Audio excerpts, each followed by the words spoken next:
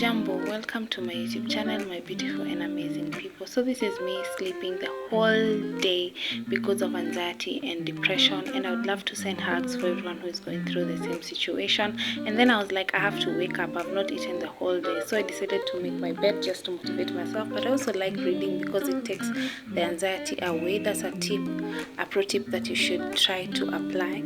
I didn't make my bed so perfect, so I only took my blanket and placed it on top because I didn't have the energy to do anything. I took my padlock and my earphones so that I may go outside, and then I remembered I had some milk which I took, locked the room, and here is me buying my first time products because it's my first time to cook.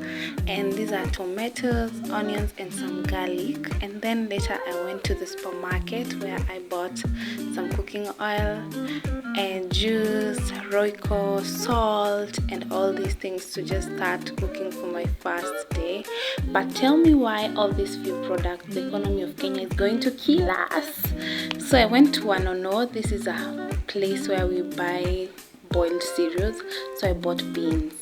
And guys, this is the products I bought: juice, cake, salt, avocado, chapati, beans, as I was waiting to cook. Thank you very much for watching this video, subscribing and also sharing my content. I love you so much. Bye bye.